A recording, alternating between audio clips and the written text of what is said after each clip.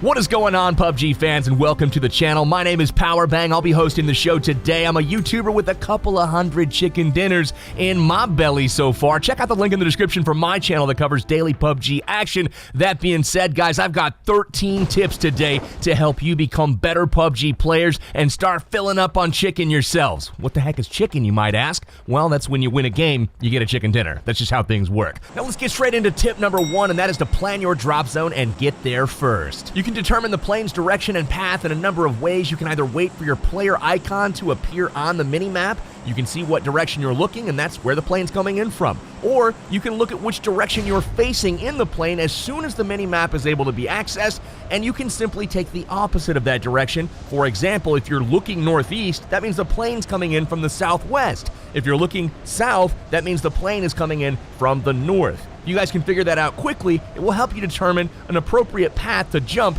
much more quickly. You're going to want to jump to the high-density loot locations to try to get geared up as soon as possible. You can find those by looking for the big city names all over the map, and as you get more familiar with the map and your surroundings, you're going to come up with some favorites that you're going to want to jump to more often than not if the plane's path allows it. Once you've chosen a destination, mark the map by clicking the mini-map. Once you've done so, a marker will appear, and that marker will then show an icon on your compass at the top of the screen, and that's the direction you want to focus your player as you're jumping. Try to take care of your positioning and maneuvering while you're still skydiving and not after the parachute is popped. Once the parachute has deployed, you want to fly directly down to your destination, whether it's a rooftop or a building. While you're on your way there in the parachute, that is a good time to look around with the eyeball tool to make sure that you don't have enemies that are landing near you, next to you, or even on top of you. You've got to figure out if you're going to land first or if they're going to land before you, and that's going to shape how you play the game from that point forward. That leads us into tip number 2. You need to gear up quickly, and you want to make sure that you pick up the very first gun that you come across. Whether it's a pistol, shotgun, or other subpar gun, it does not matter. Having a gun is much better than having fists when you come across your first enemy, especially if it's an unexpected first encounter where maybe you didn't spot all of the people flying in right behind you. Once you guys find better weapons, obviously ditch the pistol or ditch the shotgun that you picked up, pick up the assault rifle instead, but make sure that you're looting up quickly, being super efficient with what you take, and pick up that first gun. Super important. Tip number 3 is along the same looting lines. You want to make sure that you're taking only what you need. Be super efficient. Don't take ammo and attachments for guns that you don't even have, or don't keep the ammunition or attachment from guns that you have dropped in favor of others. If you drop and pick up a shotgun and a choke and all kinds of 12-gauge shells, you want to make sure that you ditch those once you pick up an assault rifle to replace the shotgun. The attachments and the ammo will not clear out of your inventory, and that inventory space is valuable for other things such as boosts or medkits. You want to make sure that you have the space available for the items that are actually going to benefit you. Now, once you've dropped, cleared your immediate area, looted up a little bit, and you're starting to get ready to actually defend yourself or even fight, you want to take note of tip number 4, and that is to pay attention to the safe zone. Open up your mini-map, check the white circle, and if you are outside of that first white circle, you know that you need to move to get to it before that first timer counts down that's right below your mini-map and the safe zone starts to collapse. If it collapses and you're outside of it and you're in the blue zone, you will start to take periodic damage, which is not super helpful if you're trying to win the game. Make sure that you're moving inside the safe zone at all times. There's a couple different more advanced strategies for playing the safe zone. We will cover those in future episodes as well. Tip number 5 is to always move while you're out in the open. If you're in line of sight of anywhere where you could potentially be shot, make sure that you're a moving target and not a sitting duck. For players like myself that like to snipe from long range, I'm always looking for that player that stands still while looting a supply crate or looting an enemy, or maybe just looking off in the direction through his scope as well. If he stands still for a moment, that head is getting in my crosshairs and I'm gonna blow it up. So make sure you're staying very active and moving while you're looting and while you're running around. Jump here and there. You want to make sure that you are not an easy target. That being said, if you are in cover or if you've decided to go prone and lay in the grass, you want to be as still as possible while you're in cover. If you're in a building, staying still will keep you from making noise that may alert enemies to your presence, and in the grass, obviously, those visual cues are super apparent when you're scoping in on a hillside and all of a sudden you see something move.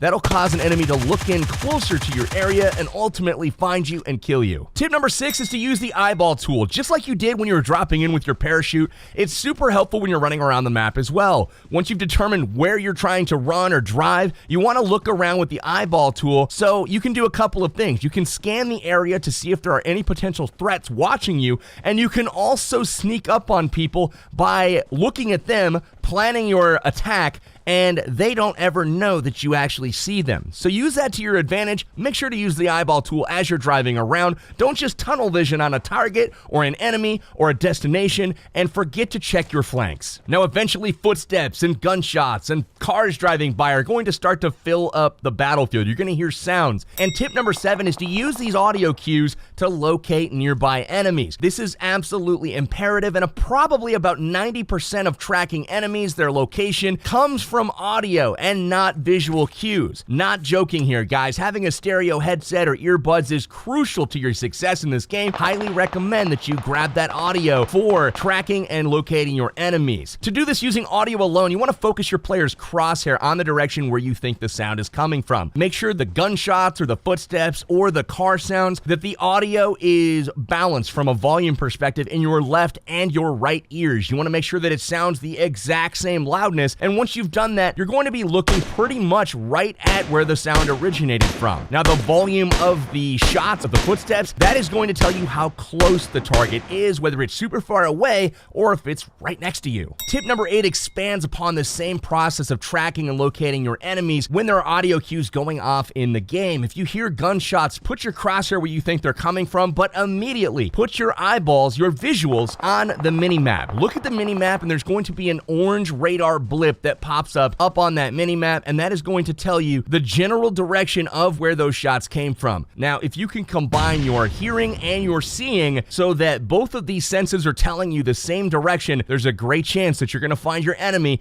in that direction. Now, you can also use your mini-map to plan routes. All you have to do is look at it, tap it to open it up, make it big. You can pinch it to zoom in or out, and then once you've done so, you can mark the map just like you did on the flight in to plan your routes, and that'll again put a marker on your compass that you can track and follow at any time, making navigation a breeze. Now, once you've been in a few fights or taken some fall damage or gotten in a sticky situation in the gas and you've lost a little bit of health, tip number 9 is going to come in super handy, and that's to make good use of boosts and keep your player at full hit points. You want to make sure that you're not suffering by going into fights missing any HP at all. That is going to put your opponent at a significant advantage. There are a lot of weapons in the game that are balanced to where 1 or 2 shots may do 97 or 98 damage on a player. If you're missing 3 hit points and you get headshot for 98 damage, you're going to feel pretty sad when you know you could have continued the fight, found cover, healed up if you would have just gone into the fight at full hit points. Your energy drinks and your painkillers are the most common boosts to be found. Now, your energy drinks work in about 2 minutes, where the painkillers last about 3 minutes. Energy drinks will heal about 23% of your HP over time, so every few seconds your health bar will tick up just a little bit. Painkillers will actually heal even more, almost 40% of your total hit point bar, and that will happen over 3 minutes. If you are lucky enough to find an adrenaline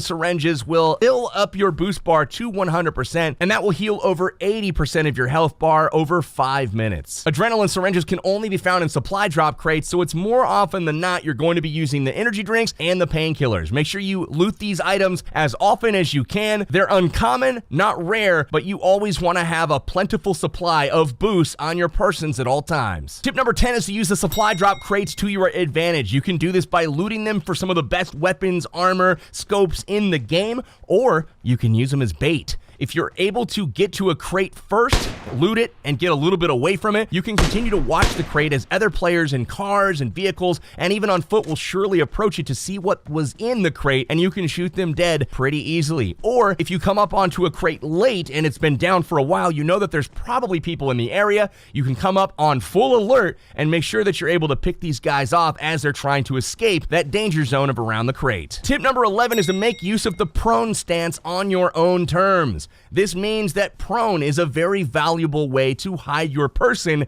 and make yourself less visible. This is essentially laying down in the grass, snaking around, hiding, and attacking by surprise. That is something that is very, very effective, but it is not effective if you are not doing it on your own terms. What do I mean by that? Go prone when nobody has seen you approach an area. Don't go prone if you're being shot at. If you decide to lay down after you've already been acquired by somebody that is putting their scope on you, you are dead. They know exactly where you laid down because they're looking right at you. If you are being shot at, instead of going prone, run to the nearest cover, zigzag, jump around, make yourself a difficult target to hit, but going prone while somebody's shooting at you is essentially waving the white flag and surrendering. Unfortunately, in PUBG Mobile, there are no prisoners of war. You're just gonna die. In this game, I was able to obtain a ghillie suit and get to an area undetected, so once I went prone, I was able to sneak attack my enemies without them ever knowing where I was. Tip number 12 is to fight from cover to decrease your exposure to your enemies. People are going to be looking to take you down constantly, and if you're able to fight from behind a tree or inside of a house, yes, you might get shot, you may take some damage, but you can go behind that cover during the fight and heal up. You can even get all the way back to full health before you re-engage.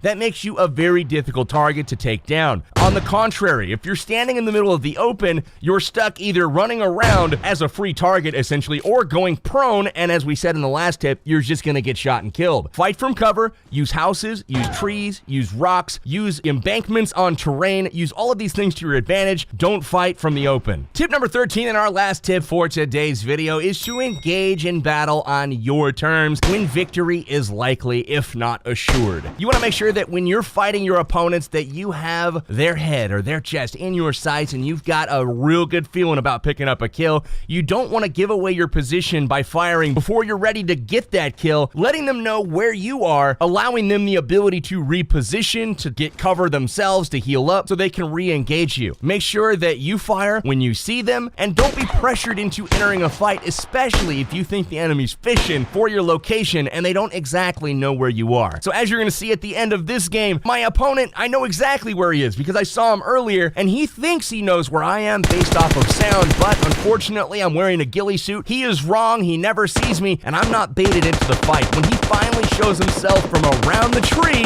I'm ready for him. Pop him right in the chest, get him in the head, and boom, winner, winner, chicken dinner. That is how it's done, ladies and gentlemen. We'll add that notch onto our belt, another chicken dinner. We're full around here, baby. If you guys are liking the tips, if you're liking the trips, make sure you subscribe to the PUBG Mobile channel. We're going to be putting out a ton of amazing videos over the next several months that are going to help you guys become a better player and have some more fun playing PUBG Mobile. For now, I'm your host, Powerbang. I'm signing out, and I'll be with you guys next time.